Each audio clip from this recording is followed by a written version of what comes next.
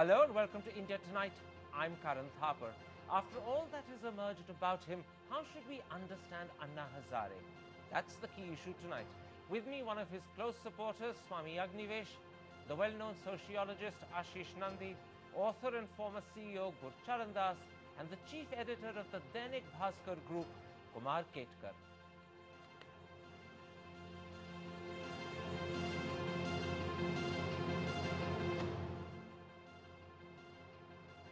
Kumar Ketkar, let's start with the Justice Sawant Commission inquiry report of 2005, which found Anna Hazare guilty of corruption. This is what the first conclusion on page 365 says, and I quote, "The expenditure of 2.20 lakhs from the funds of the Hind Swaraj Trust for the birthday celebrations of Shri Hazare was clearly illegal and amounted to a corrupt practice." In your eyes, how serious an indictment is that? I think it is serious indictment, but slightly unwarranted, because I don't believe that Anna Hazare, despite his naivete and simplicity, I don't think he is corrupt in a way people describe corruption, because he personally has nothing to gain. He is not seeking power, he is not seeking post, he is not seeking money. But that doesn't mean that simplicity and innocence and naivete should be elevated to the kind of saintlyhood that he has been honored with. I think, therefore, what was described in the Hindu Swaraj report was irregularity of that particular NGO, and that irregularity has been technically defined as corruption. So I can go along with Justice Sawant to define it technically as corruption, but as personal corruption, I don't think Anna Hazare is personally corrupt. Swami Agnivesh, you're a very close supporter of Anna Hazare. You've just heard Kumar Ketkar say that this is not anything more than technical corruption, and yet the Justice Sawant Commission does say that it amounted to a corrupt practice. Today, Anna Sahab is leading a crusade against corruption. Has the Sawant Commission raised issues that damage Anna Sahab's credibility, or is it an irrelevant issue? Well, Justice Sawant's, whatever indictment you can call it, does not relate to his present-day crusade in the first place. If Justice Sawant were to be asked today, would he like to go back in retrospect and say that yes, Anna can be charged with corruption? I'm sure Justice Sawant will retrace whatever he might have said earlier. So it was definitely a technical mistake, and to call it corruption, etc., would be a harsh sort of an expression. As far as I know, Annaji is very simple-hearted, and his integrity is impeccable. And therefore, to doubt his integrity or to say that he purposely falsified his accounts or he embezzled 2.2 lakhs, etc., is something unbelievable. Nobody would believe. Anyone, even his enemies, worst enemies, would not say that. Okay. So I think, yeah. Can I therefore sum up your position as follows? You're saying this is not corruption, but you do accept it was a mistake. Is that a correct way of summing you up? Yes. Let me put it like this, Mr. Nandi. Even if one accepts the language that Justice Sawant uses, that Anna Hazare was guilty of corruption, and I should add that I have personally checked with Justice Sawant, and he said to me twice that he found Anna Hazare guilty of corruption. But even if you accept that, does it really mean that Anna Hazare can't lead a crusade against corruption? After all, is anyone so pure that they can't be found fault with? Well, first of all, a zero corruption society is a fascist society. I do believe that. There should be imperfection. A totally perfect person is not meant for this world, and I will avoid him like pest. What I would like to point out is this, that at least one person led a very powerful crusade against corruption and ultimately became the Prime Minister of India. And even about him, many people did point out that his electoral support came. At least one Congress leader told me that go and ask him where did his electoral funds come from. Out of curiosity, which Prime Minister are you talking about? VP Singh, of course. So even someone like VP Singh, who won an election on the Bofors campaign against corruption, had question marks that could be raised about his electoral support, suggesting a minor form of corruption. That's what you're saying? Absolutely. So the point you're making is that even if there are some faults in Anna Hazare, that doesn't invalidate him as a crusader against corruption. Yes, that's right. And in particularly, if you ultimately want to have political support, in some sense or other, all politicians are flawed. What about something else, Mr. Das? Anna Hazare and his lieutenants have both said that to raise issues like this is a disinformation campaign. It's an attempt to besmirch, to create divisions and schisms.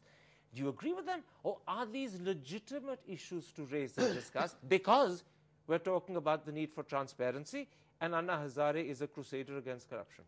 Well, I think we are a democracy, so there's really nothing wrong to raise issues and let the people judge. And I judge it pretty much the way the other people here are saying. You know, these are technical flaws.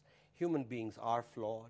You're not seeking perfection. In fact, that's what's beautiful about the classical notion of dharma, that it does not seek moral perfection and that it accepts human beings the way they are.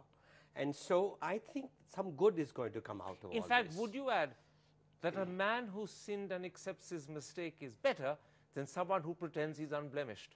Well, yeah, I mean, nobody likes hypocrites. Okay. So hypocrites are far more dangerous. I mean, Dhritarashtra was a lot more dangerous than Duryodhana. Let's then, gentlemen, come to Anna Hazare's views about the Indian voter. Kumar Ketkar, Anna Hazare at his press conference 8 days ago on Sunday said that the Indian voter is easily swayed by money, by alcohol, by gifts of saris. In your eyes, was Anna Hazare expressing a sad reality, or was he being dismissive, perhaps even contemptuous of the Indian voter? Which is it? I think it is completely outrageous and insults common Indian voter. Indian voter has threw out emergency. Indian voter has thrown out Janata Party. Indian voter is likely to throw out the CPM in West Bengal. Indian voter has thrown out CPM in Kerala before. Indian voters have thrown out the DMK and Anna DMK and also Shiv Sena BJP in Maharashtra. I think to call Indian voter as only viable commodity is an outrage against any electoral system anywhere in the world, in fact, but certainly in India. Indian voter has shown tremendous common sense, tremendous political awareness, and for Anna Hazare to describe him as such is, according to me, an insult of the Indian democracy, electoral system and Indian voter. Let me, Swami Agnivesh, quote to you something that Anna Hazare said 8 days ago at that press conference. He said, the ordinary voter does not have awareness.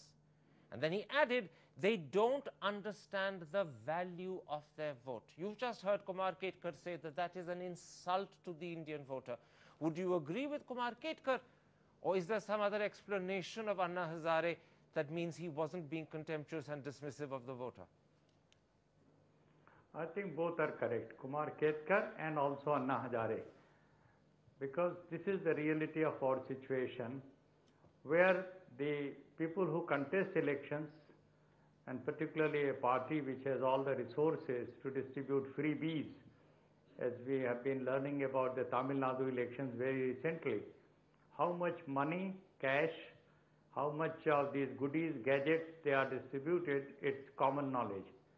Now, it is the same voter who willingly accepts all of these goodies and gadgets, at the same time also exercises his whatever judgment or her judgment, and then overthrows some of these corrupt governments or inefficient governments. So it's both true. Okay. So we cannot say that Anna Hazare is completely wrong, and we cannot say that all Indian voters are like that. So, all right. Anna Hazare is not completely wrong, but all Indian voters can't be dismissed the way Anna Hazare tried to dismiss them. In which case, let me put it like this, Mr. Nandi. Anna Hazare also says that if he were to stand for elections, he would lose his deposit. Now, do you believe that the Indian voter would not recognize his qualities of sincerity and integrity? Or once again, is Anna Hazare being unfair, and is he underestimating Indian voters? He, of course, underestimates the Indian voter badly. In fact, I would consider that a rather stupid remark. First of all, it is not a matter of choice. I think Agnivesh is wrong when he says that both sides are right. Indian voter has repeatedly shown that they are well aware, knowledgeable. Indeed, all survey data show that their knowledge is as good as that of voters anywhere in the world, first of all. Secondly, they also know their vote counts. Indian turnout, for instance, is double that of United States. I have been nearly double, consistently over the years. So there is this evidence which he flouts. He probably doesn't even look at this data. So he's completely wrong on facts. Absolutely. Let me put something else to you, Mr. Kuchar, and thus Anna Hazare is talking about electoral reform that makes him for most people a champion of democracy. On the other hand, it is right-wing reactionaries who've historically said that India shouldn't be a democracy because the Indian voter is too immature and is not ready for democracy. Sadly, in this instance, Anna Hazare seems to agree with those right-wing reactionaries. Well, I don't know whether he meant to go that far. You've taken it to its logical conclusion. But I think Anna Hazare underestimates himself. If he ran for election, my suspicion is that he might actually win. And so, you know, I think that, frankly, votes, the way the process of voting takes place, we've seen corruption in the DMK and the AIDMK and all that in the South. Can I interrupt you? You said a very interesting thing. Money. I mean, I think that this point must be clarified. People take money and goodies. That does not mean they vote according to that. In other words, what you're saying is that the voter is triumphant. He may take money, but he remains independent, and he fools those who give him money. Yeah, absolutely. In fact, one voter in Chennai Can I pick up on something that you said here? You said Anna Hazare didn't mean to go that far. Are you suggesting that sometimes, or at least in this instance, Anna Hazare has spoken more than he meant to? He's been indiscreet. I think so, and I think that's a human failing. We all do that. Okay, that's a human failing. We all do that. Let's take a break and come back and talk about Anna Hazare's comments about Narendra Modi. They've attracted a lot of flack, but was it deserved? Or has, in fact, the wrong end of the stick been getting the criticism? That's in a moment's time. See you after the break.